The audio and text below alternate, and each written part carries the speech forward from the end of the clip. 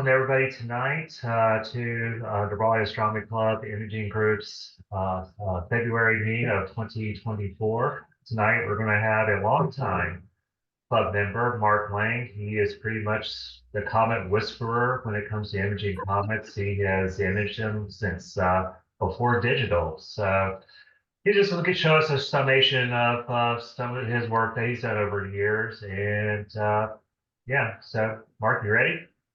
I think so. All right, take it away. Okay.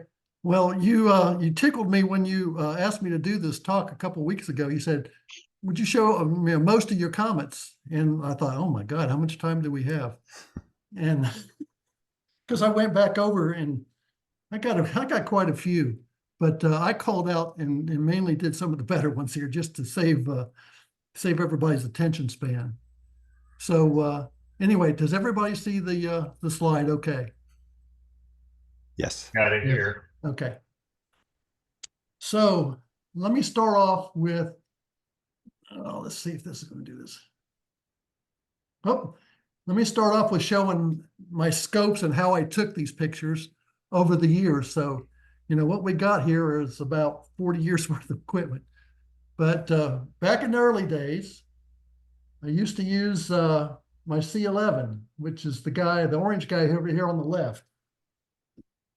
And I don't know how big this is on most of your screens, but I use this as a visual scope. I bought it back in 1981, and I use it as a visual almost exclusively, except if you notice up on the top, it's got a little 1/4-20 place to mount your camera. And so a lot of my earliest comet pictures were taken with the camera sitting right on top of the C11. And this will pop up in another photo a little bit later on that Johnny Horn will get to take credit for. In the middle, you see how I was doing things back in about, I don't know, about 99, 2000. This is my Genesis scope, and it's mounted on my Los Mandes CG11. And back in those days, which hasn't been that long for me, everything was pretty much manual, no go-to, no plate solve. And so what I did was I looked through the scope, and can you see the eyepiece right there? There's a flip mirror right there. I used to flip up the view in the scope to the eyepiece and made sure I had my image aligned to what I wanted to see. And then I'd flip it down and it would send back to the camera, which in this case is my old SBIG CCD camera. And that's the auto guider on top with an old ATIC 16 on the top. Then on the right side here is my current setup on my Ioptron GEM 45 mount. And it shows you what my conditions look like taking any picture I have from my front yard. I mean, I'm really sitting in the driveway, and there's a lot of light pollution in my neighborhood. By the way, if anybody has questions, feel free to interrupt and ask. And then just to review what some of the equipment I used to use in terms of cameras. This is what I had. Make this bigger. So don't laugh, especially you, Naveen. This is a real ST4 auto guider, which I used for quite a few years. And it was a standalone piece of equipment. And the camera there in the front had 18 micron pixels. So it was used exclusively to guide back in the days of film cameras. So you could probably actually count them, if you looked at the front. 18 micron. 18 microns. Yeah, that's still kind of small. So. And so I finally sold that a few years ago, to Joe Pettit, who used one also for many, many years. The little red one here is the ASI 120mm, which I use currently. Here's my Olympus OM1 camera. This is the film camera I used for many years. If you notice in the palm of my hand, or the palm of the hand there, it's very small, very light, and chosen for that reason, but it was a very good camera. So Mark, Yeah, I got a question about the OM1 there. Yeah. I read it, in some older books back when I was starting to get into imaging that was a very popular, uh, well, astro imager type of film camera right there. Why is that? Because of the size and weight. Just size and weight. Okay, Yeah. all right. Yeah. That's You what want, I had mounted on the top of that C11 you showed previously. yeah. So when you ride and piggyback, it doesn't matter too much, but if you put a 300 millimeter zoom lens on there or something like that, it got to be pretty heavy. And so you wanted to save weight any place you can. Yeah. All And right. so it Very was just a good. good camera too. So I used it for everything. I didn't use it just exclusively for photography, astrophotography. Very good. Yep. And then down here on the bottom left-hand side is my Olympus T3i, which is what I have now. But I also had a Canon T XTI that was modified. But there were good cameras too. In the middle is my trusty, and I still have it, still works, my ST402 S-Big CCD camera. And that guy had 9 micron pixels, but worked really well. And then finally on the left side are the ASI cameras, the 1600 I have and the 294 MC Pro. So on to the comets. So here's the first comet I ever took back in 1976. This was Comet West. And let me zoom it in a little bit. These slides that are in portrait mode are harder to see. So this is Comet West early in the morning. Back in 1976, I was a senior in college at NC State, and I was taking a class in photography over there. And we had to learn all about photography, and we had to do a project, and we were using film cameras obviously back then, and had to learn how to develop and then print your pictures. And this was a scan of a print that I think I have it, of Comet West. And it was taken, this was in Pegasus. And this comet was just a gorgeous comet. I never got to see it particularly well because I didn't own a scope back in those days. So this was taken with a Yashica film camera with a 205 millimeter zoom lens on top of a tripod from Cary. I drove to a subdivision kind of under development and went and photographed this guy. And I read just yesterday, I think, that this comet, one day after I took this picture, broke in half, split into 2 pieces.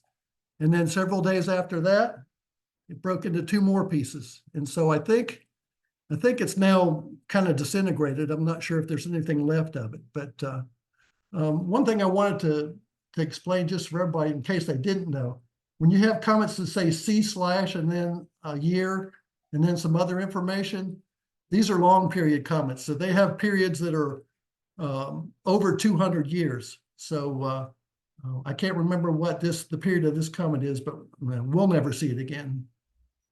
I mean, sitting here. So Comet West. All right. Moving on. This is Iris Iraqi Alcock. So now we're up to 1983. I know we skipped a lot of years, but pretty much between the last one and this one, I was doing visual work on comets. But this particular comet was really interesting because, well, first of all, it was discovered by the IRIS, which is an infrared satellite, NASA satellite, and by 2 people, one Iraqi and one of them Alcock. I think the Iraqi was Japanese and the Alcock, I think, was British. Anyway, this comet was very bright and had a coma that was about 2 degrees in diameter. And it had no tail, never had a tail, but at least at the time, I'm not sure if it's still true or not, this was the closest comet to ever approach Earth at the time in in 200 years. So it got really close. And my notes say that I observed this thing for 4 days in a row. And I remember going out to the old NC State observing site, which was really where we took our labs for the astronomy course. And Jerry and some other people in the astronomy club, Jerry Watson, who has passed, we watched this thing in the telescope. And no lie, you could see this thing moving, easily moving in the eyepiece of the telescope. But this is what he looked like, what this comet looked like. These two stars there. Can you see my pointer? When I move the pointer around, can you see it? Yeah, I can see it. Yeah. Yeah. Those are two stars of the Little Dipper. So that gives you an idea of where this is. This was taken on a film camera on my OM1, I think, by film camera with a 135 millimeter lens, and probably on Tri-X film, Kodak Tri-X film. Moving on. This is the mother of all comets, or the father of all comets. So this is Comet Halley, 1P, meaning it was number one. It was the first one that was designated like this. In this case, P means it's got a period of less than 200 years. So it comes around about once every 76 years or so. And this comet, the club had a public observing this night on the 22nd, 1986. And we were out at the WRAL soccer fields in North Raleigh. I assume they're still there. And so we put on a public observing session for this thing. And at 3 o'clock in the morning, we rounded that up. We wrapped it up. The idea of the public observing was to show people Halley's Comet. But at 3 o'clock in the morning, after we wrapped this up, I took off and headed to a darker spot to get this picture. And again, this is another film picture that was scanned in, and it was taken with a 135 millimeter lens. And it turned out that it's really grainy looking because I had to, I lost the negative, I think. And so this is just a scan of a print that was not very good. But it gives you a good idea of what Halley looked like. And we did not get the best showing of Comet Halley back then. But it was still a pretty cool comet. And the club had another public observing for this comet weeks later out at Jordan Lake. And we had thousands upon thousands of people that showed up for the public observing session. And we completely snarled traffic out in the Wilsonville area around Jordan Lake boat ramp where we were.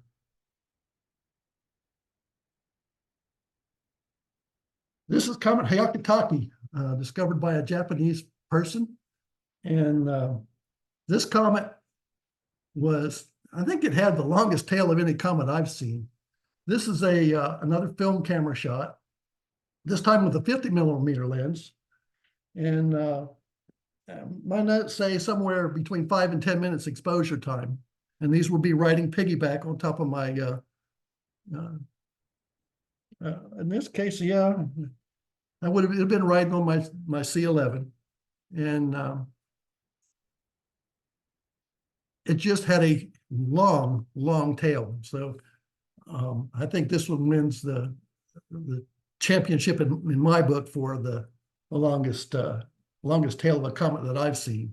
What I read is that it was like it went all the way, almost all the way across the night sky. I mean, the tail. I mean, I can't say that I saw that, but you know, this is at Jordan Lake at I think the Ebenezer boat ramp or something like that. New Hope. This was at New Hope Overlook, because at the time our Bigwood site was clogged up with a street lamp that we couldn't shut off. this thing was like really close to us too, right? Yeah, it came pretty close to us. I don't have notes on how close it got, but this is with a regular 50 millimeter lens, a normal lens on a 35 millimeter camera. So this is a pretty good size field of view. On a diagonal, I'm going to say maybe 30 degrees or so. That's impressive. All right. And Mark, Oh, any kind of tracking on that at all when you said 5 or 10-minute exposure?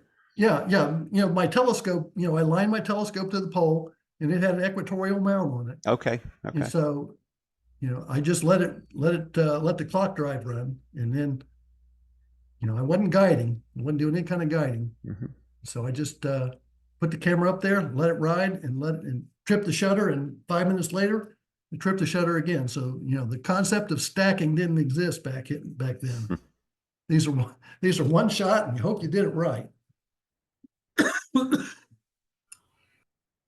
Okay. And my buddy Johnny Horn sent me this picture. We actually sent it twice, and it sent it to me today because he discovered it again today. But this is me in front of my C11 looking at comet Hale-Bopp, one of the best comets that we've ever seen around here.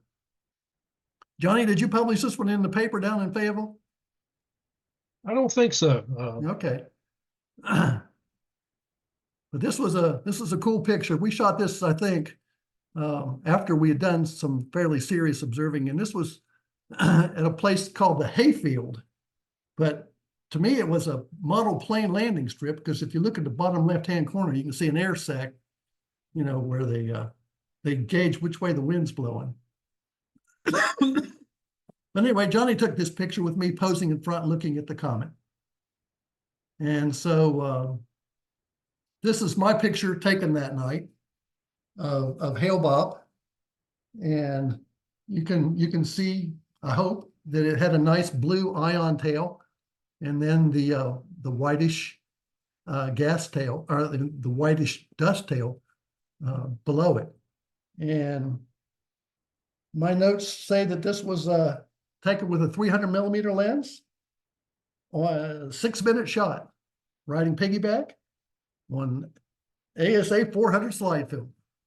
Those were the days. Mark, what f-stop were you at? I would have been shooting wide open, so I think that was like somewhere around f4. Okay, thanks. It was a Nikkor lens. Let's see. Okay.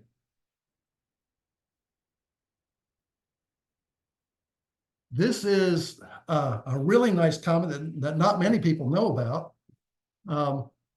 This is Ikea's Yang.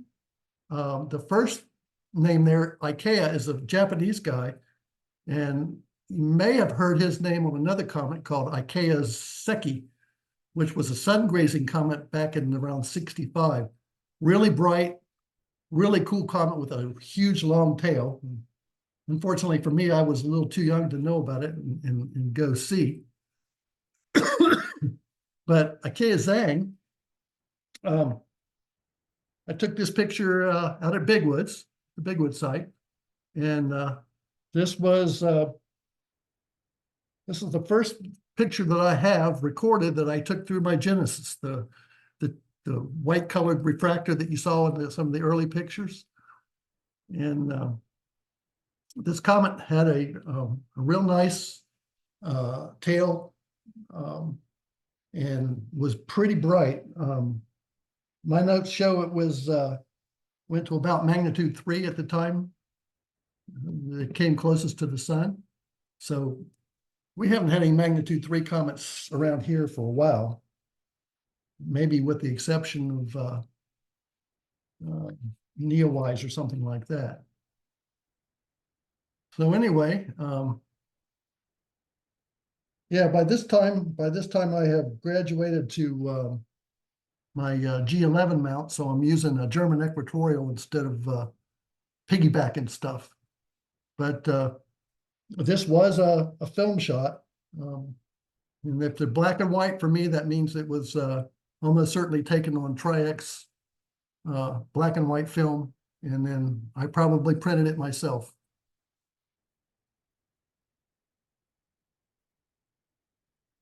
Here's a cool little comet. I shot this one from my front yard. This one's called Pojmansky. The person that found it was a Polish man. And this guy, I don't have too much in terms of notes on this one, but this is the first one that I shot on my fairly newly acquired CCD camera, my SBIG ST402. And the ST402, just for reference, it had a chip on it that was about the size of most people's guiders nowadays, maybe a little smaller than most people's guide cameras. But it was a good, sensitive, powerful CCD camera. Like I said, 9-micron pixels. And I believe I was guiding this with the ST402, the ST4 auto guider, that black box thing I showed you earlier. And the Comet's nucleus, the false nucleus, was bright enough that I was able to put that guide camera on it and run 3-minute shots with the auto guider guiding on the Comet nucleus. And then I shot like that. They were 3-minute shots. And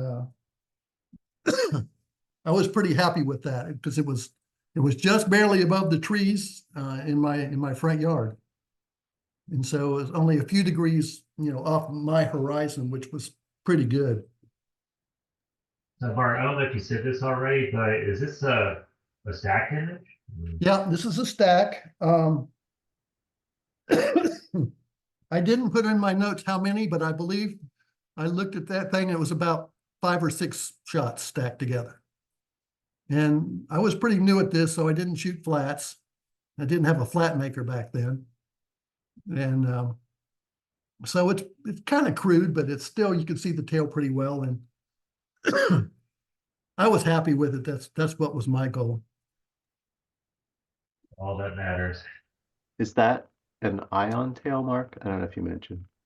I think it is an ion tail because if you look just off the nucleus to the right, you see a little dusty looking extension pointing to the right. Yep. I think that's probably the dust tail there. Okay, very cool.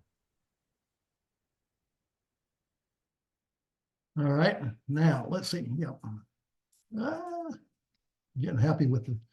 All right, this is a really cool comet that I took that was weird in one way, and that is Comet. This is hard to say. Schwarzmann-Watchman 3. These guys had discovered other comets, so they're called Schwarzmann-Watchman. But Watchman 3 was unique in that in 1995, and keep in mind I'm photographing this in 2006. In 1995, as it was coming around the sun, it broke into pieces. And so this was one of my most memorable nights ever photographing comets because I photographed 3 pieces of this comet inside 1 hour, which I thought was just a cool thing to do.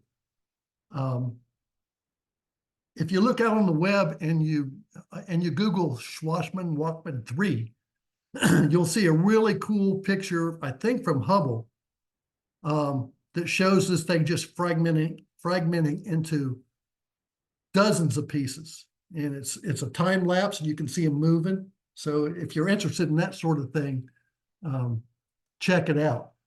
But this again was my ST402 camera on my Genesis. And so anyway, in 1995, it broke into 8 pieces, and I photographed in one night the brightest 3.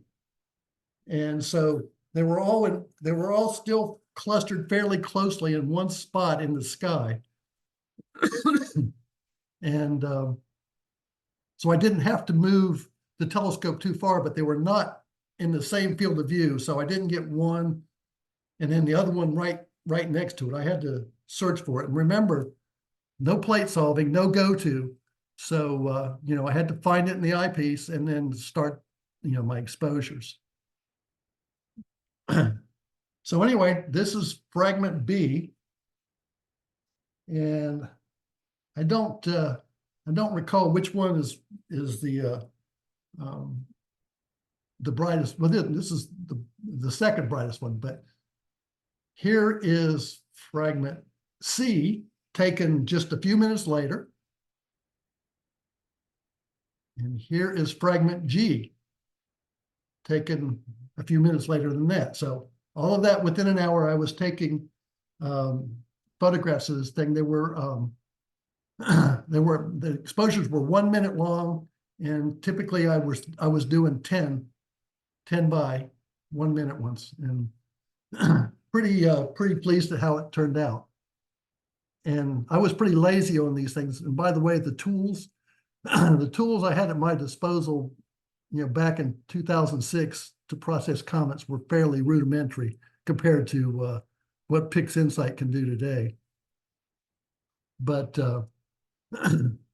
I decided to be lazy and just stack on the stars and let the comet trail. And the comet just happened to be moving. If you see the direction the tail was pointing, the nucleus was pointing right straight in the direction of the tail. So it just elongated the nucleus in that direction and made a fairly natural looking photo. Mark, were the other fragments not visible? Oh, yeah. Are you talking about the other fragments other than the three I'm talking about here? Yeah. Yeah, they were much less bright. Okay. Whether they were visible, well, Hubble saw them, but I didn't. So I really can't explain it much further than that. Super But, tip. Got it. Was just curious. I somehow knew about the brightest three parts, and I don't remember if I only got the ones that I felt that I had a chance at. And you can tell that fragment G here is much, much fainter than the other two. So that's C again, and that's B. And I think it's remarkable that you can kind of go out and get 3 comets in one night, and they're all really part of the same comet. Very much fun. All right, here is Comet Swan, and this is this is an animation I made. Comet Swan was captured by the SOHO telescope up in orbit, and this is another product of my ST402 and my Genesis telescope refractor, 4-inch f5 refractor. And I've always been a big fan of animations. I think it's cool to see the comet move among the stars. This one also had a nice tail. And so this is 18 frame animation at 2 minutes each. So you said that Soho saw this, so does that mean it disintegrated? No, I think Soho just discovered it. Oh, okay, right. I didn't know if it was just because it was so close to the vicinity of the sun that means that yeah, it had a death sentence on it or whatever. Yeah, I mean, doesn't Soho pretty much stare at the sun all the time? Or am I thinking of another telescope? I don't know. Okay. That's just what I thought. I thought it was like, well, it's a solar scope, and I wonder how they were able to, see this or whatever. So I didn't know if that, in the end, did it just disintegrate altogether because, Yeah, well, being that close. that brings up a point that people discover new comets in those solar pointing cameras all the time. It's pretty neat. There's sun grazers, and they pretty much disintegrate almost all the time. So this is Swan. So I'm up to 2006. Okay, Comet McNaught. I'm gonna take a poll here. Did anybody see or photograph this one? Johnny, did you? I did from a parking deck downtown, and it looked a lot like yours. Yeah. I kind of say that this is the best comet that nobody ever saw. And this photograph was taken on a very chilly day in January. and I took it before 6 o'clock in the afternoon. So how often can you say that? An afternoon comet. Anyway, this guy was incredibly bright, and I took this from Lake Crabtree up there near the intersection of Harrison Avenue and I-40. And it was only a couple degrees off the horizon. And it was discovered, I believe, by an Australian named McNaught. And anyway, I think this is the best comet we never got to see, because this is what it looked like a couple weeks later. So yeah, I took that one in my backyard, guys. Believe that? Wow, that's a really big creek you got back there. Yeah, my backyard runs all the way into South America. No, but it was truly a spectacular comet, and they call certain comets great comets in their terminology, and this one was one that they used that terminology with. But I was just happy to get my little picture of it dangling above the lake. So brings me to Comet Holmes up to 2007 now. Comet Holmes was a really interesting comet in that it went from practically nothing.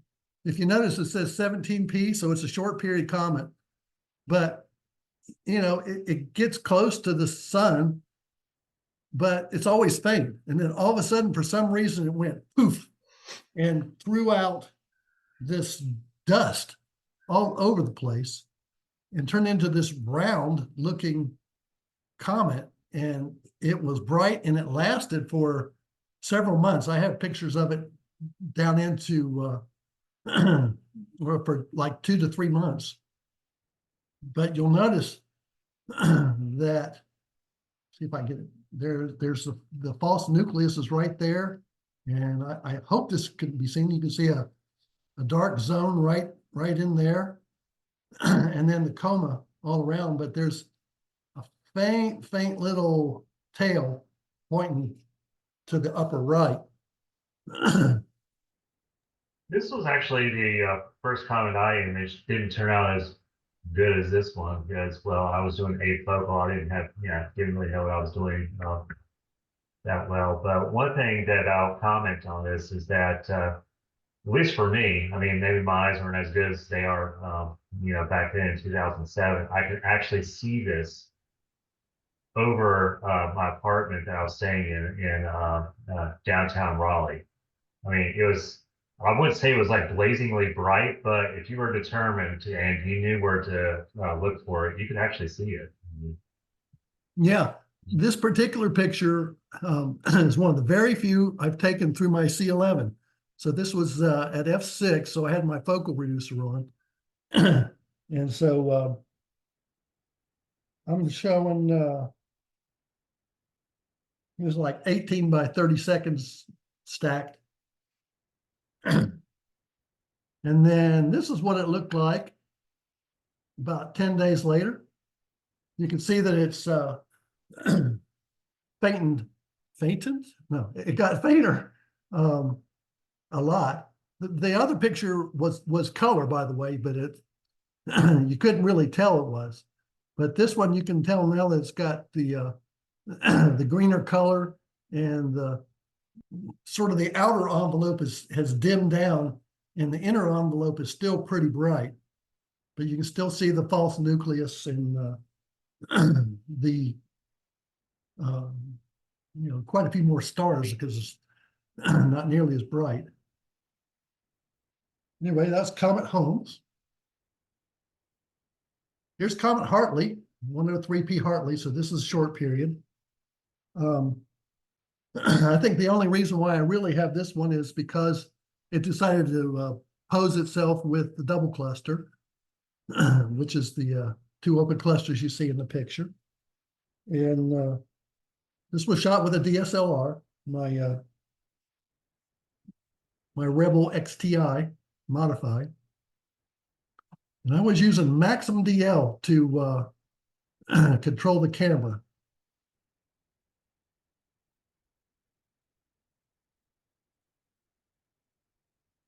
All right, Chris, this is where you get to talk a little bit if you want.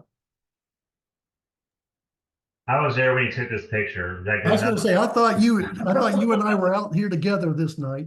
Yeah, yeah. It was funny. I went out in that direction and with binoculars. Just maybe that's when I was with you guys because I didn't bring anything, but one night, but I did another night, and I don't know if you guys were with me at that time or not, but yeah, Pan Stars. Yeah, that was an awesome. That was Yeah. an awesome comment. The other thing too that was really cool about that one is that you see it right here. I mean, it was really bright, and but we did maybe you were there, Mark. We did a public viewing session on the State Employees Credit Union parking deck next to the museum. Oh, was that this comment? Yeah, I remember that viewing session. yeah. So the building got in the way at the end of it. So, but yeah, it was really easy. You know, it was pretty easy to find. And when I mean, I was able to find it. I don't know. Probably when the sunlight was even brighter than this. I mean, it was pretty easy to find. Yeah, and Chris has got a nicer shot of this than me because if you look real close, right over the trees on the extreme right-hand side, there's a moon there.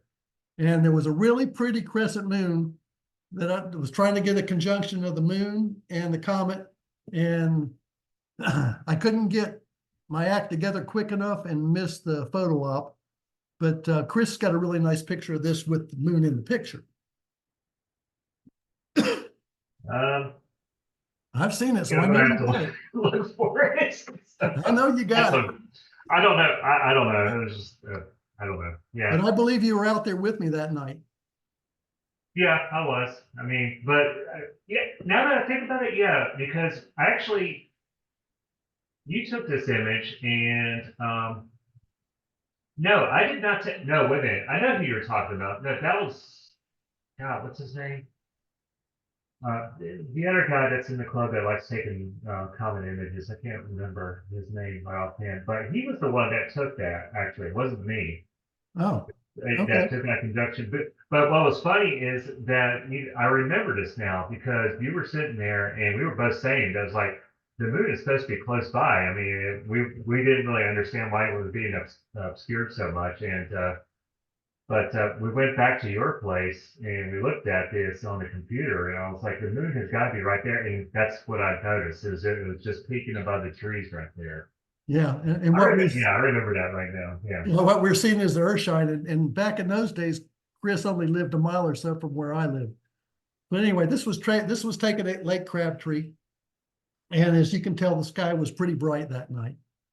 So this was a missed opportunity, but still a comet that I remember. And we're down to ISON now. We don't have too many more to go. ISON was discovered by a couple Russians, and this comet turned out to be a sun grazer. And so there was a lot of hype in the media about this was going to be a really bright comet. And so I tried to photograph it on a number of occasions. And it never really got to be a really, really good comet, but it still, produced a nice little tail and it was fairly photogenic. So this was another one of the Genesis and ST402 shots. 15 by 30 seconds is what I'm showing on this one. Well, now we're getting into some other nice ones that are pretty. So this is Comet Lovejoy, up to 2015. And this guy got to magnitude 4. It was discovered by a guy in Australia named Lovejoy with an 8-inch scope. So I'm going to assume it was a Celestron or a Meade. And it turned out to be a really pretty comet. It got up to magnitude 4, but it had this really nice tail and an interesting looking fuzzbone, coma to it. And so this is the same comet, but a few days later, about a week later, set into motion. And let's see. Yeah, so this is a 40 frame animation with of 1 minute exposures. It's just cruising through the constellation of Taurus at the time.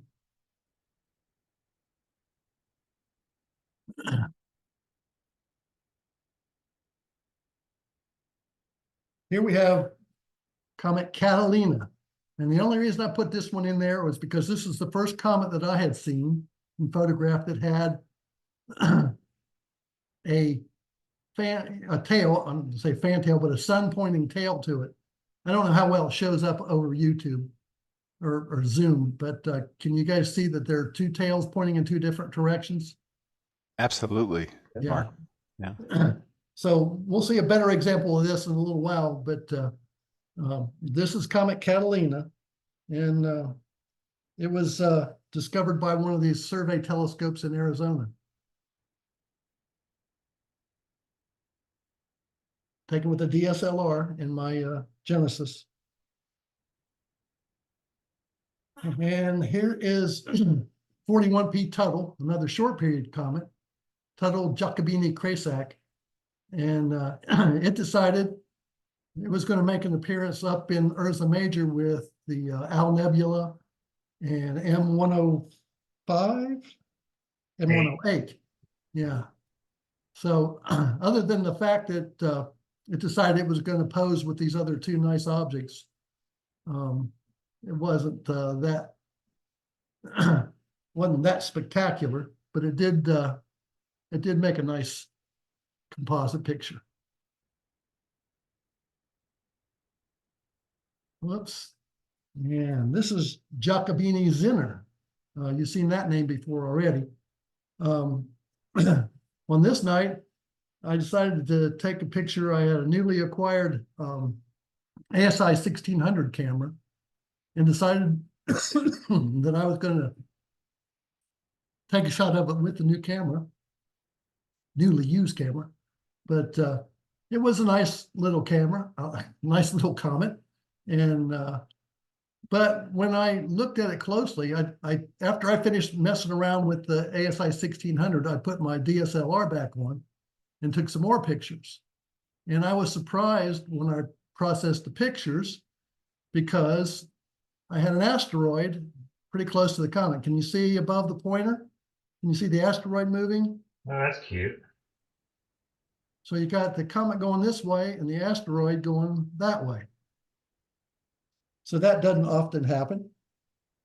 You know, typically when you're messing with comets, you're not doing really long exposures, like you can't sit on it half the night and you can't run narrow band pictures and heavy duty filters like HA because you won't get anything. So anyway, that was the cool thing about 21P. This is Wirtanen, 46P Wirtanen. It's just a nice example of a comet that never really forms a tail, but has got a large coma, and it, turns out to be pretty bright, but it's so diffuse that most people, don't notice it too much. The moon was up. I had a 67% moon that night, so there's a little bit of that brightness with moonlight, but the comet itself is fairly large. This is close to a full frame of a DSLR. This was with the 4-inch refractor again. Here's a movie of Iwamoto. Iwamoto was a Japanese guy that discovered this guy, and this is a 30 frame animation of 30 seconds each, and I paused 1 minute in between each picture, so that's why it looks like it's jumpy a little bit. But you can see a nice little tail following to the bottom left.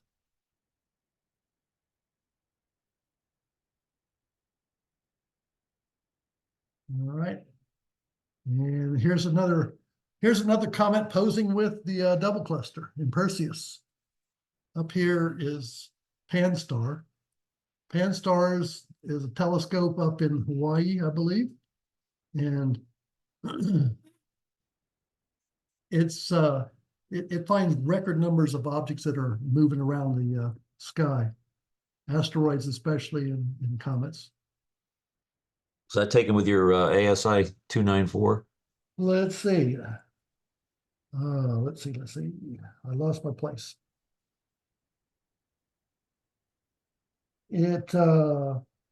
Yes, it was.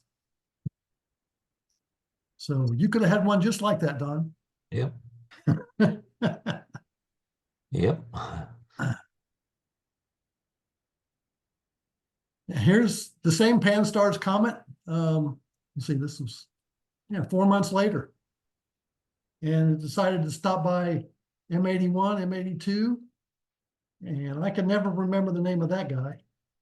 But it's developed a nicer tail and is brighter a couple months later. And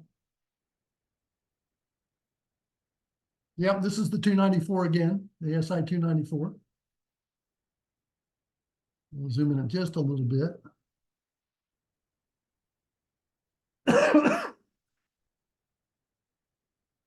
So it's always nice when they pose between other objects.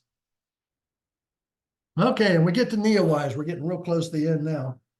I had gone out to Lake Crabtree the day before, so this was July the 10th. Okay, and so you got to figure in North Carolina, what are the chances you're going to get any kind of decent skies on July 10th? By my way of reckoning, not very good.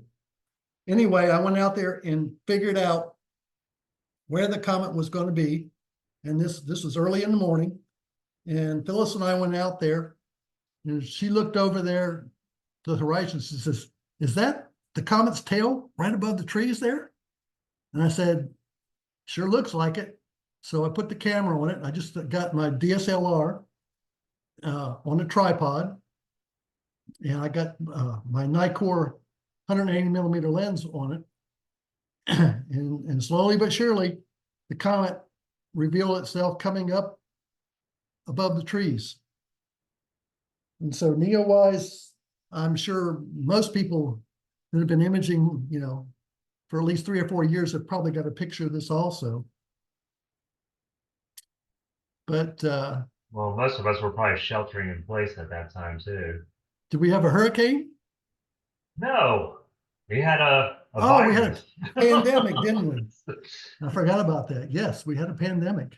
I was moving to Tennessee. Oh yeah, okay. I know we had club members that got some really nice pictures. I think Naveen's got a nice one, don't you, Naveen? No, not that one. Oh, okay. So here's what it looked like just a few minutes later. It was very bright, and of course, this is taken at the blue hour when the skies are, brightening up just prior to sunrise, and this was just a beautiful comet.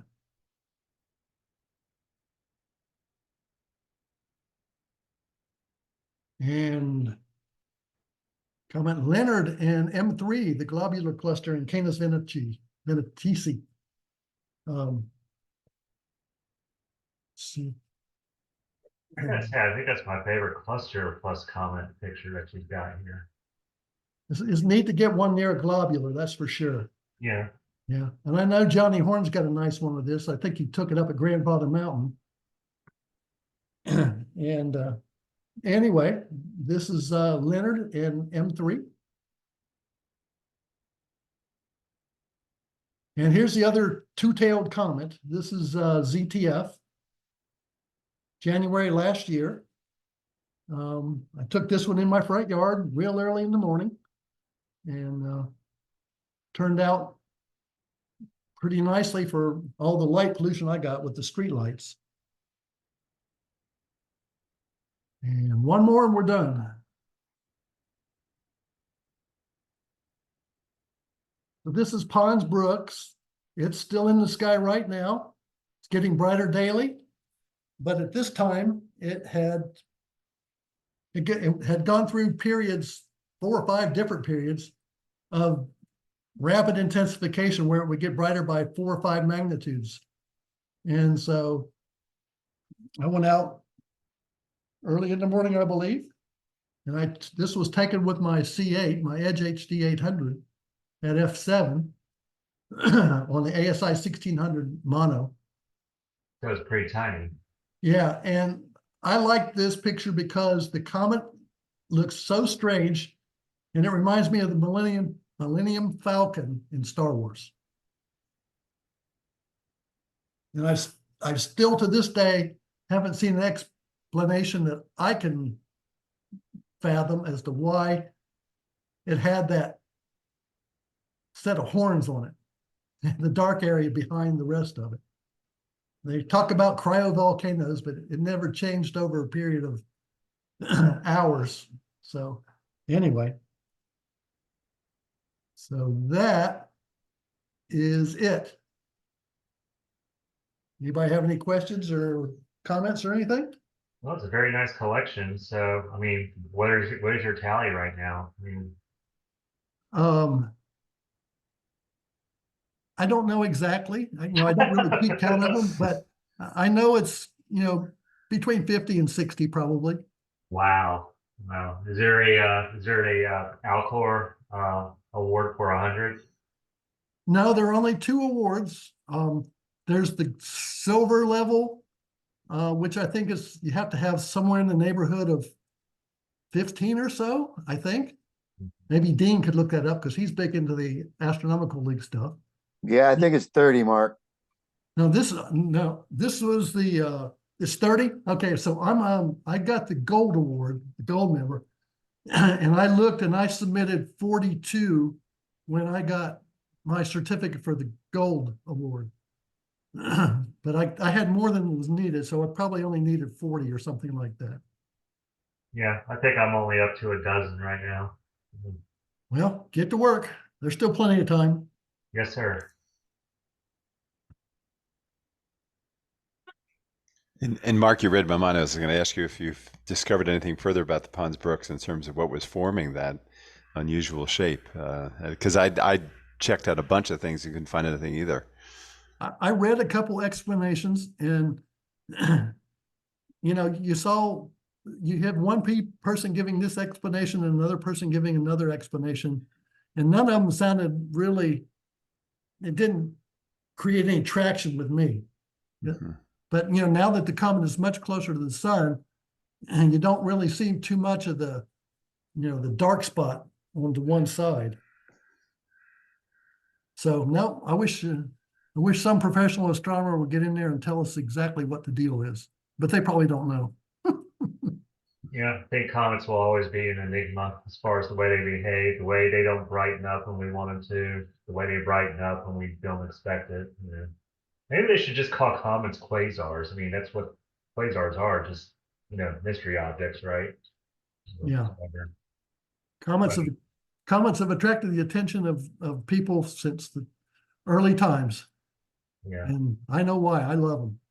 Yeah. I know Dave loves them. Chris, you were big on comets. Johnny likes comets. So let me ask you something. So something I always like periodically go to, like maybe a few times a year, is I go by that. I guess I can let's see. Hold on. It's called the was it Sichi Yoshida website of bright comets or something like that. Mm-hmm. Yeah, I look at that weekly. Oh, you It's did? very helpful. Yeah. Yeah. So, well, here, let me just do that right quick. You mean to release the screen? No. Keep the screen up. Well, okay, yeah, sure. Maybe I'll just show everybody the website. Let's see. All right, share screen. I want you. Okay, everybody see that? Yep. So, yeah, so this is a really good website. And it's not too complicated, but this guy, I mean, he just gives you the rundown of what's really bright in the night sky. And you mentioned that one comet, Mark, that one guy found, and then he found another one, and then along with someone named Sichi. I'm wondering if this is that guy you were talking about. No. No, it's The not. guys that Okay. I'm talking about were pretty active back in the early 60s. Oh, okay. All This right. guy's a little young for that. Okay. Well, all right. So anyway, but I'll go back from here. So yeah, like right here, common information. Probably the one that's most useful, or the one I look at the most, actually, is weekly information about bright comets. And he just gives you the rundown of the brightest comets in the night sky. I don't know if he has like a cutoff or whatever He for bright does, but comets. it's pretty faint. Yeah, I mean, because I've seen ones on here. Is that yeah, this one's at well, like for example, this one there's no picture for it. It's at 17.5 magnitude. So it's like I don't know if that's even. It probably would look like a faint star in anybody's with anybody else's setup, but whatever. But yeah, and what's really nice is let's see, let's find one that's kind of nice. Oh, I don't know. Let's do this lemon one right here. A lot of common lemons, but yeah, so you click on one and here you have information about that. It gives you the orbital elements right here. You can use that, you can enter that in some planetarium programs like Stellarium or whatever, and it'll show you its path throughout forever actually. So even if it's been even if it crashed into the sun, it'll show you where its approximate location will be. But like, if you want to see what everybody else was able to get, you look at the pictures. You have people that like this guy, Olasan or whatever. I mean, he followed it for a few nights. Let's see, is that him? No, it's not him. But anyway, yeah, it shows you all the images that of each comet that various observers and imagers around the world have taken of it. And it said, it's a nice website. So. I mean, usually I probably kind of like Mark. The only reason why I go here is, you know, just out of curiosity. Is there anything bright in the night sky right now or something that's going to brighten up in next, few months or so? And this is the best place to look for it. But here's something that's interesting. I didn't even know about this one, Mark, right here. So 103P Hartley too. That's the one that you had just put a photo up in your presentation. I believe that was the first one that she had that was posed with the double cluster in Yes, it Earth. was. Yep. Yes. So I Back guess in '08. let's see. Well, this doesn't look very impressive. Oh, back in November, I guess around Thanksgiving, it looked pretty good. This guy right here, I call him Mick Jagger, but that's probably not the way you pronounce his name. But Michael, maybe Yeah. Jaeger. Jaeger, I think is his name. Yeah, but yeah, he's a big time comet imager. He's probably found some too. I don't know. Mark, you probably know more about him than I do. So, but anyway, yes, so it's a great website, and yeah, if you ever are curious to see, if you ever find out something news about a comet that's going to be bright or that could be worth looking at, this is the first place I usually go to and just see what this guy's take is on it. I mean, he gives a nice little summary of how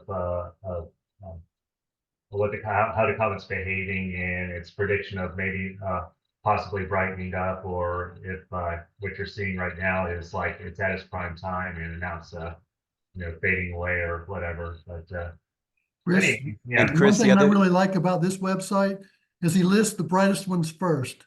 yes. So once you get down 4, 5, 6, 7, 8, yeah, you're probably going to have a tough time, getting the other ones. And he updates it about roughly weekly. yeah. I also really enjoy the you were showing it a little bit, the finding tracker. I like sort of sticking with one over the course of a couple of months, and it really does a nice job. You can see which things is going to be parallel to or go through. You hit it right there. That's a really nice thing to really follow them over time. So that's cool, very cool thing. Yeah, I mean, and that, yeah, you make a good point there. Like I'm not going to announce that one, but 62P right here. I mean, it's like Dave was saying. So they first in this image they have it going across pretty much the zodiac constellations here. So, Mhm. but anyway, yeah, it starts in August, and then you look, it goes right, smack through Leo. So you can look at something like that and be like, oh, okay, what's going right through Leo? Let's see, like in Mark's pictures, if it's going to be go by a really bright galaxy. You can have something in the background with the bright comet in the foreground and whatnot. So, I mean, that's how I think. Actually, I think it was through this website that going back to that other comet, Hartley, wherever it was. Yeah, comet Hartley right here.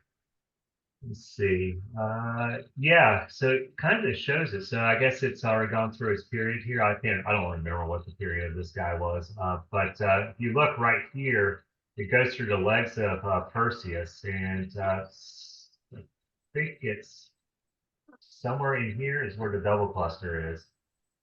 And so it went through there, and well, that's exactly what it did back in 2010 in the picture that Mark showed. So, anyways, yeah, cool stuff. I don't know, Marta, is there any other websites you would recommend? Right now, Pons Brooks is the ones to check out, and then Kushida is the Mhm. probably the next best one to look at. All right. Well, I guess that's a wrap. Does anybody have any other questions for Mark before we move on to the second half of the meeting of everybody sharing whatever images they took since last time? I just got to say again, thank you, Mark. I know you and I talk a lot off site or whatever, but it's just very inspiring. And then I love your website too that talks about the all your experiences with it as well as the equipment you use. So it's very useful information. Thank you so much for tonight again. You're welcome, Dave. Thank you. Yeah. Okay. All right. Well, I guess yeah. Thanks again, Mark, for showing us all your work, and yeah, I guess I'll call you up on you again if I need another yeah. If I need someone to if I need to seek out someone else to give a presentation, I'll tell you what we'll do next time I call you up. I'll say, hey, why don't you throw together a PowerPoint of every single damn comment you didn't show us, So, Yeah, we want to see all 42. All yeah, all 42. 42. Yeah, darn it. But okay. All right. So yeah. Okay. Second half of the meeting. Who would like to share images they've taken since our last meeting in January? Anybody? I know someone said yes. I mean, so Yeah, I can Yeah, I start. can go ahead, Chris, if you want. all right. Let's see. Alphabetical. Naveen, go first. Okay.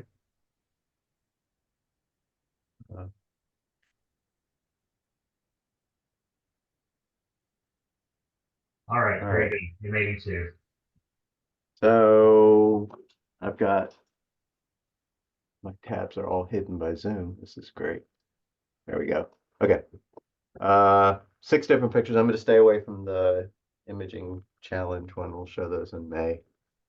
So the first one was Cigar Galaxy.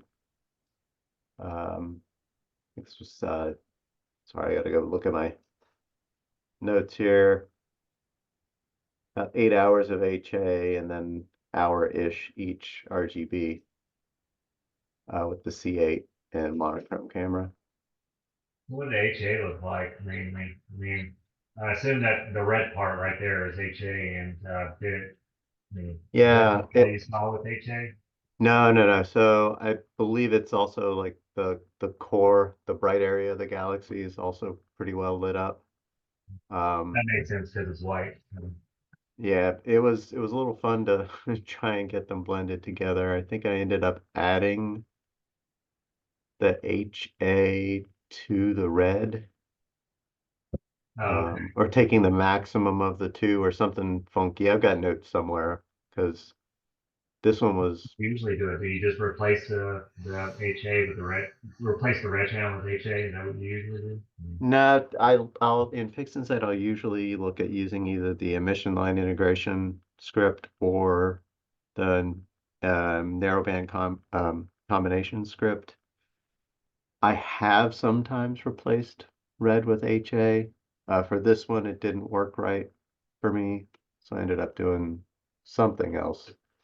Let me see if I'll try and pull up my notes real quick. Hold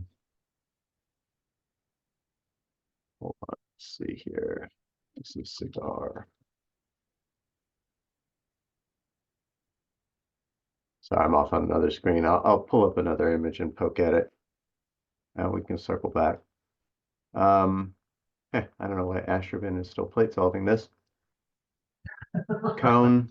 I'm struggling with the colors on this one. This is the best, the one I like the most so far, but not super duper happy with it. But I'll figure it out at some point and publish it. Well, you made it dusty and it makes me cough. So, well, is it supposed to be just a narrow band or is it trying to do an RGB here? I can't really see your details down there. Yeah, so this is just narrow band for this one. No RGB, 12 hours, 13 hours. So orange, so I take it there's not much in the way of oxygen there. No, it's faint. And I've tried it a couple different things with like the 4X palette. I've tried like SHO. This one, honestly, I can't remember what I did. I've tried so many things with it, but so far this is the one I like the most. It's the other ways I've been trying to process it up with like more interesting colors, but there's a lot of harshness to it. It's just I don't like. So I'll keep working on it. This one, Galactic Hiker, I spent a good amount of time on it. My second top pick on Astrobin, yay. And I have to go scroll down and cheat. 21 and a half hours total, mostly narrowband with RGB stars. Just like almost like half an hour-ish for the star color. A lot of time on O3 and S2, which are pretty faint relative to hydrogen. I really like that. That turned out really nice. I mean, Thanks, Don. This is If you would have done this with your, I don't know, your Newtonian or your refractor, would this have been like a full field of view of the, oh gosh, what's the name of it? Sol Nebula? so with the refractor, no, it would have been a larger slice. So I have done it with this is with the ASI 2600. I've done it with the 6-inch refractor and the ASI 533 MC, and you end up with like slightly smaller field of view. Or no, what do you? No, it might have been similar. I could pull it up if you want, but anyway, no, you wouldn't get the full Sol. I did Sol with a 430 millimeter doublet back a couple years ago, and that got the whole thing plus a little bit of extra. It's a pretty large nebula. Yeah. But there's like these little blobs over here that make me wish I could go deeper. I love looking at the little things in the images, but this is with the C8, so I'm not Well, gonna try. you can always not do F6.3. Yes, true. I haven't tried that. I wonder how bad it would have been yet. Yeah, consequences, yeah, to be unbearable. You know, Probably. Heart of the Heart, so M15 in the Heart Nebula, again with the C8. Sorry, I had to scroll and cheat again. 26 and a bit hours, mostly narrowband with a little bit of color RGB for stars. Though you really can't tell that much. Pretty happy with this one. I doubt I will play with this one at all. I expect I'll publish it pretty soon. Needle Galaxy. I, on a lark, decided to do hydrogen alpha with this one as well, and it is almost 6 hours of HA with the C8. All right, go full res with this. I thought it was pretty cool because you can see little bits of red popping out through the Yeah, the the nebula. dust lanes. And then Whirlpool. I hadn't imaged this for, like, I started imaging a bit over 3 years ago. And the summer of 21, I did my first and until this one last real M51 image. So this is with the C8. HAL RGB. So 3 hours of luminance, 1 hour RGB, and then almost 9 of hydrogen alpha. Pretty happy with this one. I think I'm going to go back and try again because it's a little bit harsh of a gradient at the edge of the galaxy, but that's me kind of critiquing myself too much, probably. I think I probably need that. Can you, because I'm just curious about this. This is me being critical. You know, I haven't imaged stuff in months, but I'm looking at the blue part of this. I'm used to the blue being, you know, just as, you know, flaky looking like the H alpha areas, but it seems like it's blurred or whatever. The reason why I'm saying that is like if you like post the link for it, I mean, maybe I'll get a better look at it. But I mean, what did RGB look like with this? I mean, was the blue a little bit more like crunchier looking? You understand what I'm saying? It's not. It looks like not. I'm sorry, it just doesn't look as natural as I'm used to seeing it. Sure. No, I'm not sure exactly what you're saying. Like without the hydrogen alpha, of course, there's a lot less of the red. You know. So that may be what's throwing off the Yeah. color.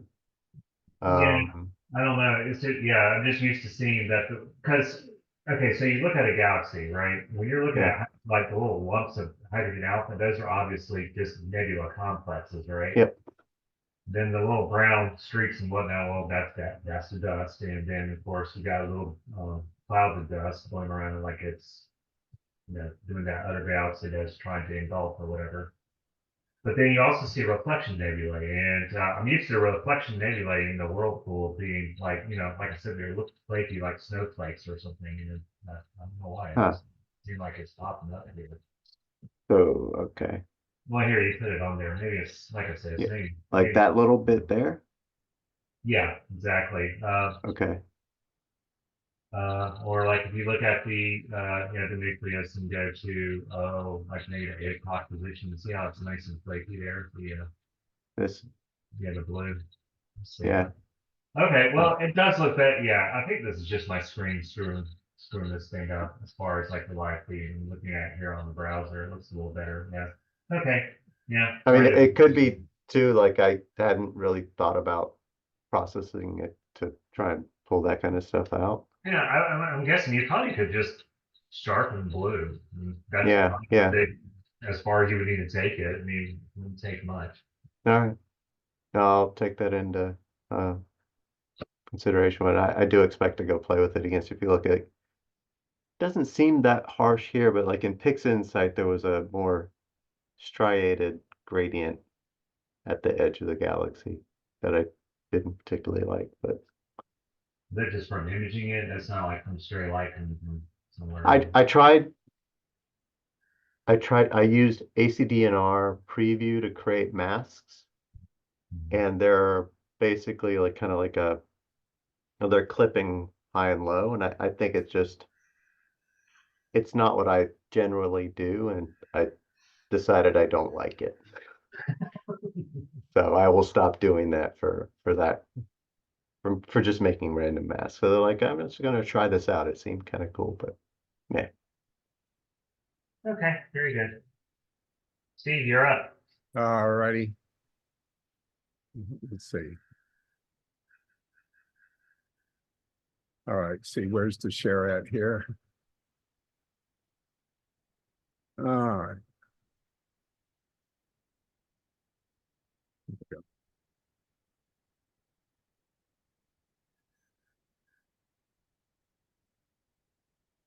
All right, it's not letting me do it.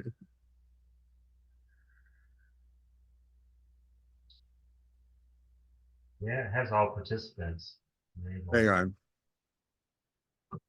I'm on a new system here. It doesn't want me to go to somebody else, Chris, and I have to do some permissions here. I'll take a quick just show of just in keeping with tonight's thing, and nothing compared to Mark's, of course. But I'll just take a quick go of the Kushida that I took a couple of nights ago. You guys had seen it in my background and said if you could share it, so I'll share that. All right, go for it.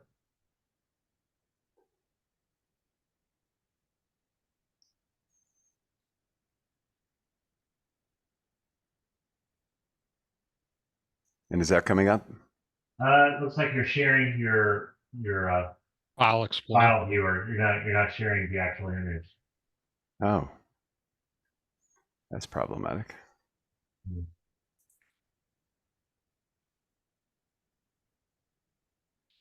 Get out of this.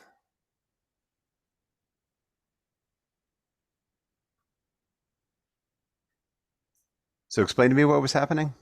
You were sharing the window where the file is located. Oh, and not the. Okay. Yeah, yeah, you're sharing the Windows- File Explorer, not the Yeah. actual. Yeah, Windows Explorer is what you were showing. Gotcha. I will try again.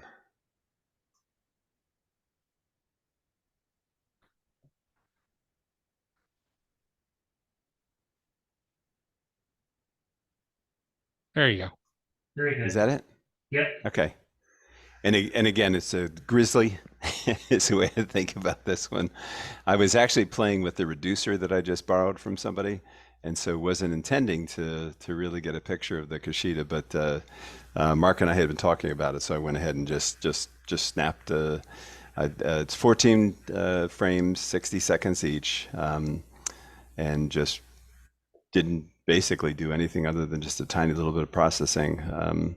You can see I don't even think I had my darks in at the time. You can see from all the rough pixels there and stuff. But still, the Kushida came out pretty nicely. And it right now was at that point in time it was about probably magnitude 11 or so the evening that I took it. So you can see the nucleus is stretched a little bit and there's no tail, no evident tail. But I was trying to get it the night that it went by Aldebaran, if I'm saying that correctly, up in Taurus, because that would have been a nice shot, but we had clouds that night. So instead just got it in the constellation Taurus. So is this your first comet image? No, I've got worse. I have many. Okay. I more follow them and track them, and then just occasionally try to take photo images of them. So I have a long way to go.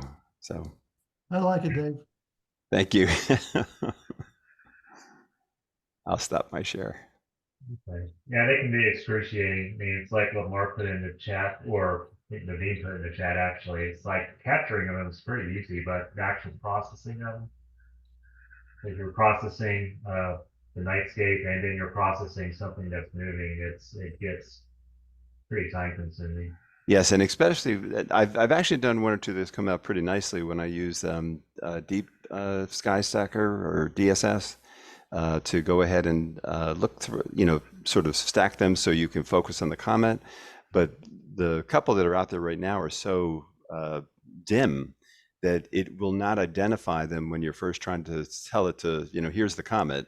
It'll pick up a star, but it will not pick up the comet for me. And I've wow. Mark's explained it to me that the Pixelsite is probably the way to go with it. But I do not have that, so I'm just experimenting with what I do have access to. So Okay, very good.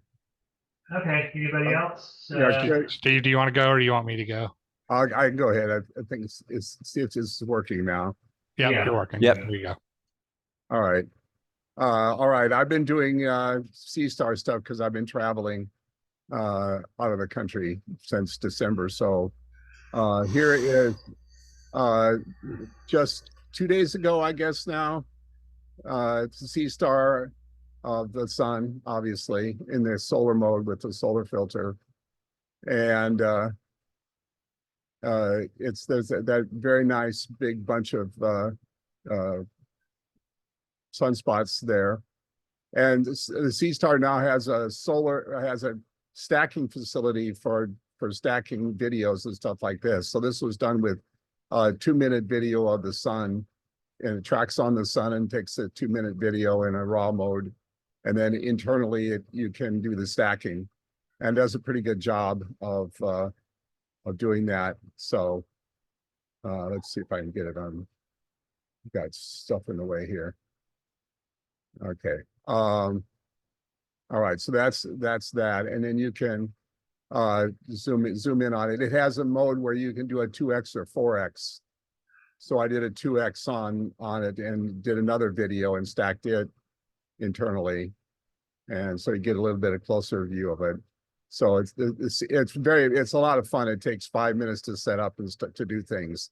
So if you just want to do something real quick, you can do that. Then here's a video of it. So like a 1-minute video. And this is a few more days ago where that sunspot thing was toward the edge of the sun. And there's a zoom in of it again. And then the lunar, this is a stacking, and again, a 2-minute video of the moon in its lunar mode on the Sea Star. And then I did the internal stacking again. And then I took it out and did a little photoshopping on it just to fiddle with it a little bit. And you can see it gets really pretty nice and sharp detail if you're careful with the processing and all of that. So I've been very, very pleased with the lunar and solar on the Sea Star. And there's a 2x zoom again with a stacking again on that. It's not quite as good at stacking in the 2x and 4x mode as it is in the regular mode, but if you play with it, you can get some pretty good detail. And then this is not with the Sea Star. This is with my so-called red system, the 135mm Rokinon lens with the ASI 2600 MC Duo and the AM5 mount and the Optolong L Quad Extreme or Ultimate, I guess it's called, filter from my driveway here in Durham of the Seagull Nebula and its environs. And this is 2.5 hours of 5-minute exposures stacked in PixInsight and filled with in Photoshop. There's still a few things about it I'm not too happy with. The stars need to be worked on, but it's a very nice portable system. I can pick it up and move it and set it up in 10 minutes or so using the ASI Air and all of that. And so it's a very nice little system. I haven't tried to travel with it or anything like that, but I'm very happy with how it works. And I'm going to try different filters with it and do different cameras and stuff like that and see what I can do with this system as well. You So know, I didn't even realize that Thor's helmet was that close to it. I'm sorry, but Chris, I can hear you. I said I didn't realize Thor's helmet was that close to it. I think that's Thor's helmet. Yes, that's Thor's. That's correct. You're right. Mhm. That's Thor's helmet down there. It's obviously much smaller than the Seagull, but that's Thor. Yeah, I was trying to get them both into one frame, and you can do that with the 135. So and that particular camera. So I doing a lot more than that, but I haven't had enough clear nights. With the Sea Star, you need an hour and you can do something. With this, you need the whole night. So, and the room was fairly bright, and light pollution around here is not great, but that quad filter does a pretty good job of filtering it out. So, all right, that's all I've got, Chris. Okay, very good. John, you up? All right. Let me introduce you guys to John's hot garbage of the week with the Sea Star. Looks terrible. All right, yeah, we got it. Body Galaxy. All right. Get that. So this week, everything I'm going to show was done this week with the Sea Star. This one, I've just really started stretching my legs a little bit with it. This is actually 360 10-second exposures. of this that I stretched, and it came out all right. Considering it's a 50 millimeter aperture, right? So that's that one, and then let's see if it switches. I also did M82. This was only 15 minutes of 10-second subs on this guy. So, I'm just impressed I was able to get as much as grainy as it is. I'm still getting a lot of stuff out of it for such a small form factor scope. And what's the filter that's creating that red again? I can't remember if I had the LP filter on or if it was just straight up IR cut. Yeah, I can't remember. I have to look at the subs. I think it's probably just the IR cut, John, because the device will turn on the LP filter if it thinks it needs it. Well, you can override it too. Well, you may have overridden it. Yeah, so I just have to look at the subs because I take all the subs and I save them and then I process them with a traditional stack. I was doing live stacking during it, and then when I hit 15 minutes is when I stopped. I process the actual subs, not the live stack. So, and then this was the moon from the other night. I got a little crunchy on that, but this was probably a 2-minute video that I kept about 25% of the frames and processed. And so, and this is a monkey head nebula. I think I did an hour on this, and I'm pretty sure I had the LP filter on this one, but yeah, I was actually impressed. I actually got something, considering again, street light 50 feet away. I think that's like one of the best quickie nebula pictures I've ever seen with the Sea Star so far. Yeah, I think it was an hour of subs. I think hour of 10-second subs. So quickie for an fan. Yeah. This was just a little M35, a little 5 minutes. I just threw on it just to put something mundane in there. And I also did M36. Same thing, just another 5 minutes. Nothing major there. And then this one is 421 subs at 10 seconds. So 70 minutes on Crab Nebula. So again, considering how small that is in the field of view and how much I had to massage it, I'm pretty pleased with how that came out.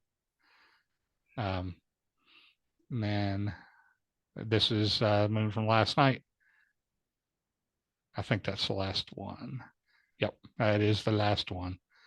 But I can't say anything bad about that Sea Star. I was definitely pushing the envelope on some of the stuff, but that was part of the intent. I really wanted to see what I could get that thing to do for me. Well, when they add the mosaic mode to it, that'll be even more interesting. Yeah, because there's definitely some objects like if I wanted to look at M45 right now, for instance, you can't quite fit all of it in there in that field of view. I would almost like to see them put a doubler. I know you cut down the light, but something to or something to a focal reducer or something if you wanted to go wider with it, or something, because it's got about a 0.72 by a 1.25 degree field of view, something like that. I pretty much every time I do any processing I drizzle the data every single time for everything I come off of this, because I want to increase the resolution, and I've had good results with it. So I usually do the post processing weighted batch process, drizzle 4x on it because it's only a 1080p sensor in the camera. It's and I increase that resolution, and I haven't noticed anything tragic out of it, but I seem to be able to get a lot more doing that. Well, John, I use the Topad Gigapixel AI. I've used that on some of these too, and that helps quite a lot on Sea Star things. Yeah. I like I said, I drizzle the source data, and then if it's still really small, like that Crab Nebula, I'd do a gigapixel on it potentially to go even further because I mean, there's objects in there that are like 50 pixels across. It's like it's not going to get much for you. So, but it's a fantastic device. I love that thing to death. And I did all those, like I said, in the last 3 days, 4 days, or the 18th is when I did the first one of those. So Yeah, and like I said, it transports extremely well. yeah, It's yeah. very easy to transport anywhere. So and I'll say for just observing the moon, it's fantastic for that. yeah, Just outright, live observing. yeah. I mean, oh, it's awesome. I haven't played with the live video stacking in it yet. I just capture the video and process it offline. I need to play with that, but it's raining here tonight, so boo. Um, but yeah, so yeah, that's what I've done. I did it like this every night this week. I gotten it out and did something with it.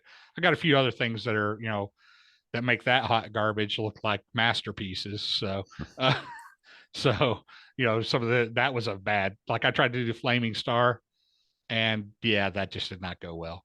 Yeah, because it was like above 85 degrees or something, and not on the Sea Star. Once you get above 80 degrees, it has trouble tracking and stuff. At least it complains about it.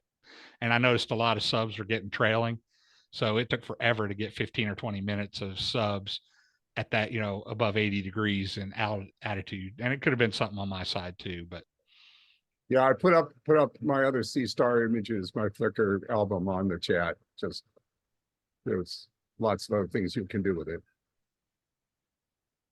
yeah, I would argue that it's probably easily the most no-brainer $500 you could spend. I mean, in this hobby, because if you travel anywhere, it makes imaging viable. So, now, if you have any questions, want to go in any more detail on any of those, feel free to ask. Hey, John, this is Ken. I got a quick question for you. Since C-Star is a ZWO product, does it just run through the ASI app, or is it a separate app, or do you have It's a separate app on the phone or the tablet. It's the C-Star app itself that drives it. And then so it doesn't integrate with like the ASI Air app that you use to control your Okay. ASI Airs. Yeah. So Great, I thanks. wouldn't be surprised if they eventually did something like that and made it controllable, but who knows? John, I think what they're doing is they're taking stuff they develop on the ASI Air Importing it. and porting it over to that as they have time. Yeah, that makes more sense. Yeah. I'd like to be able to put a like, for instance, I'd almost like to see. Have you tried putting your quad filter in front of yours yet? In front of yours? I have not tried the quad filter. No, not yet. I've tried others. I was going to try to do the an ND filter for the Eclipse on the front instead, just to see what it does. Do you have a STL for or STL file, 3D print file or something for the filter holder, or what? I bought a filter drawer for it, but unfortunately the ND filter doesn't fit into it. Oh, okay. Because it's a mounted ND filter and it doesn't fit into this thing that's for unmounted filters. Okay. So I have to figure that out yet. Yeah. Okay. So yeah, I was just wanting to figure out what kind of success you've had on that yet, because I know you were looking at it. I will do that. But yeah. I may design a simple, 3D print one to put a 2-inch filter in, and probably just friction fit it in, not try to thread it or anything. Because one of the things about putting something on the front of it, you do have to remember to take it off before you shut it down. Exactly. Yes. Because the way it shuts down, it turns the aperture down towards the base, and it would shear it off or shear something off if you left it and plugged in there. That would be bad. It'd be a bad day. Anyway. So yeah, it's good stuff. Okay. Anybody else? I have one, Chris. Okay, go for it. All right. Okay. What the heck? And that's not it. Oh man, why is this happening? God, I don't believe this. Let me try.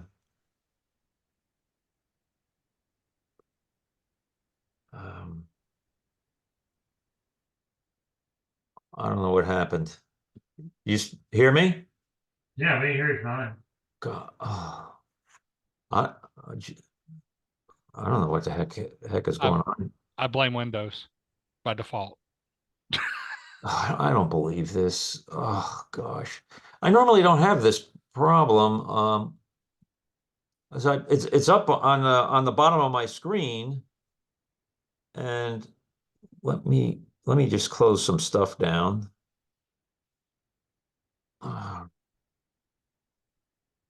Let's try this. I don't believe this. I mean, I clicked on the image, but what else? What else can I be doing? It says share screen, Okay. and then Okay. Did you double click the image and can you see it on your desktop? yes. Okay. Now go back to the Zoom window, click share. Okay, and I'm gonna. There should be All a right. selection of windows there that Yep. are currently active, and Share. there should be one for the image if you have it open on your desktop. Oh, damn it! Why is this doing it? I mean, I've done this before. It's just it's crazy. Oh man. Don, do you have it online somewhere? Online. If you have it online, you can send us a link in the chat. Oh, no. Damn it. 'Cause I worked so hard on this image. I'd like to show it. Yeah. When you hit the share screen, does it not prompt you with a bunch of boxes to click one and then hit share? Is that Okay, what's let me try missing? this. Yeah, let me try this because this will work. There you Now. go. There you go. Oh, You got it. oh, hooray. Yeah. Yes. Yeah, you all can see that? Yes, we can. Okay. Yeah, it's obvious this is SH2 dash 188, the Shrimp Nebula in Cassiopeia. And I took this with my 94 millimeter Brandon with the L-enhanced filter and the ASI 294. And it represents about 8 hours, 4 hours up at the gun club and 4 hours, about 4 hours in my backyard. It's pretty small, so I enlarged it because it's the focal length of the Brandon is 640 millimeters, and I enlarged this to 1.69x, which is like 1,082 millimeters. And I really had to massage this a bit to get some detail out of it. I was throwing a lot of stuff up on the wall and seeing what would stick in that, and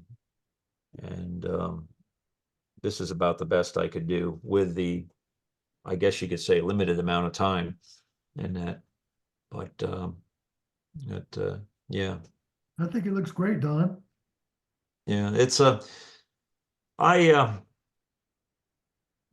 obviously you look at the stars. I've taken this and brought it into StarNet Plus and worked on the nebula, and then stacked them back together in using nebulosity. So when it does that, it takes it reduces the original intensity of the stars, and I think it also affects the color a little bit too in that. So The stars do look a little on the muted side to me yeah, on the side. yes, it Yeah. does. Yeah, Yeah. and that's I don't use PixInsight. I use like 6 different programs, but I'm not using I'm not I'm not doing any uh in in GIMP where you do layers and that. hmm Kind of there's a problem. I get these giant files that I can't delete, so I still haven't figured that out. But I still it turned out pretty good. I mean, there's It's great detail. detail Yeah. looks pretty good in Yeah. that. I want to go have a shrimp cocktail right now for some reason. And Yeah, that's about it. It Uh, was discovered in 1951, and the first photograph, which was kind of interesting, was taken in 1965. So, yeah. Don, just to point out, you can see in this orientation, top left, really faint hydrogen alpha. So I did a recent picture of this, and because of the way I was using the scheduling plugin in Nina, I took too much or more hydrogen alpha than I wanted. Happy mistake though, because that area has got like a whole bunch of faint stuff in it, and you've gotten, I can see some of that red coming through in your picture. Very Yeah, nice work. I think if I took like 15, 16 hours, I would have brought a lot more detail, because I was using the L enhance Yeah. with that. And that's I believe that's a 9 nanometer H alpha.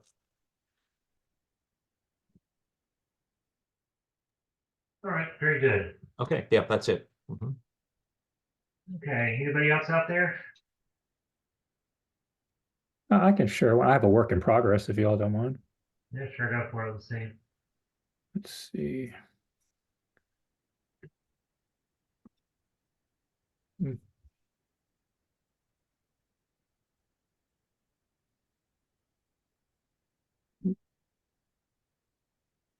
And actually, it is not going to.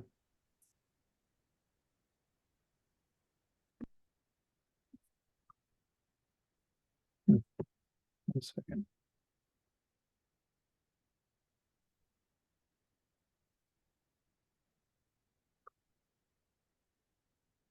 Nope, it's not going to let me do it.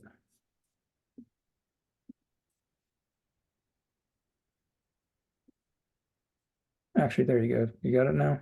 Yeah, looks great. Jellyfish? Okay. Yeah. Sorry, this is a brand new laptop and I didn't set the security setting on for this. So thanks for your patience. Yep, this is just a work in progress. This is about 6 hours on the jellyfish.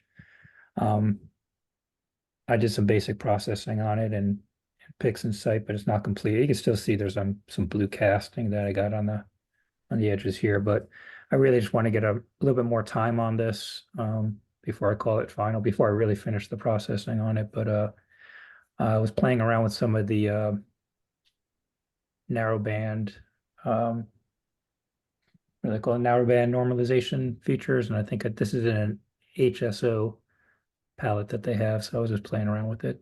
But I kind of like the colors and how it's coming out so far. So hopefully, if I double the time on it, this is right at 6 hours, so I'm hoping to get maybe 12 hours on it and then kind of see where it goes from there. What's the scope of camera? Oh, yeah, I'm sorry. Thanks. So this is with the William Optics GT81 triplet with the producer on it, and I'm using a ZWO 2600 MC Pro, and this was with an L enhanced filter. Okay. And I did 5-minute subs. I think it's like 71, 72 5-minute subs. Wow. Over 3 nights. Okay, very good. Thanks, guys. Okay, anybody else? No, good. It's late. So, yeah. Anyway, yeah. My apologies for the rest of you hearing it. Usually we don't go this late. So, okay, so well, that's a wrap, and we'll see you next time. And well, like I said, the next 2 months will all be all about eclipses, taking images of eclipses, or how to, and then seeing what results everybody gets from the April 8th eclipse. So. Okay, good night, everybody. Yep. Take care. Night. Good night, everyone.